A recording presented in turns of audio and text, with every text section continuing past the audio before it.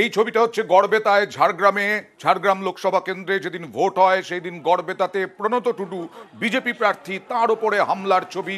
আর তারপরে তৃণমূলই এফআইআর দায়ের করে প্রণত টুডুর বিরুদ্ধে, অভিযোগ করে এবং পুলিশ এফআইআর দায়ের করে।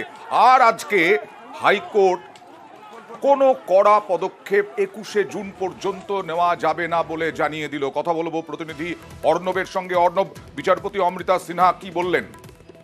বিশ্ব অবকাশকালীন বেঞ্চ চলছে, বিশেষ বেঞ্চ, এবং সেখানে বিচারপতি অমৃতা সিনহা নির্দেশ দিলেন 21শে জুন পর্যন্ত ডাক্তার প্রণত টুডু গড়বেতা থানার যে এফআইআর, যেখানে জামিন অযোগ্য ধারায় অভিযুক্ত, এফআইআর অনুযায়ী তৃণমূল কংগ্রেসের মানিক প্রধানের অভিযোগে এফআইআর অনুযায়ী সেই মামলাতে কোন রকম কড়া পদক্ষেপ, অর্থাৎ তাকে গ্রেপ্তার বা কোনো কড়া পদক্ষেপ করা যাবে না 21শে জুন পর্যন্ত। 18ই জুন মামলার পরবর্তী শুনানি হবে এবং যে এফআইআর রুজু হয়েছে প্রণত টুডুর ওপর, সেই এফআইআর ওপর কোন রকম প্রক্রিয়াও কিন্তু পুলিশ করতে পারবে না, সেই নির্দেশও জারি করলো, অন্তর্বর্তী নির্দেশ দিল।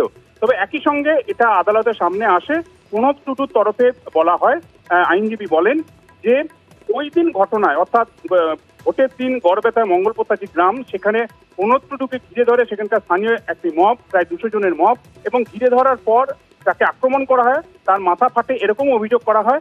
কিন্তু প্রণত টুডু এবং তার নিরাপত্তা রক্ষী দায়িত্বে থাকা কেন্দ্রীয় আধাসামরিক বাহিনীর জওয়ানরা দুটো অভিযোগ দায়ের করলো, সেখানে কোনো রকম জামিন অযোগ্য ধারা খুঁজে পায়নি পুলিশ। কিন্তু সন্ধ্যেবেলা যখন তৃণমূল কংগ্রেসের তরফে অভিযোগ হয়, তখনই সেখানে এফআইআর রুজু হয়ে যায় এবং জামিন অযোগ্য ধারায় মামলা হয় বিজেপি প্রার্থী ঝাড়গ্রাম তার বিরুদ্ধে। এই পুরো বিষয়টাতে রাজ্যের তরফে, পুলিশের তরফে জানানো হয় যে একটি ঘটনা, এই ঘটনায় অভিযোগ এবং পাল্টা অভিযোগ দুটোই হয়েছে, দুটো কনসিডার করার পরই পুলিশ সিদ্ধান্ত নিয়েছে। যদিও যেহেতু অবকাশকালীন বেঞ্চ, আরো বিস্তারিত শুনানির প্রয়োজন রয়েছে মামলায়, তাই আপাতত বিজেপি প্রার্থী ঝাড়গ্রামের, তার বিরুদ্ধে কোনো কড়া পদক্ষেপ বা তাকে গ্রেফতার করা যাবে না, এই নির্দেশ জারি করলো কলকাতা হাইকোর্ট। আর প্রণত টুডু আজকে গিয়েছিলেন হাইকোর্টে, প্রণত টুডু বললেন কি, দেখুন।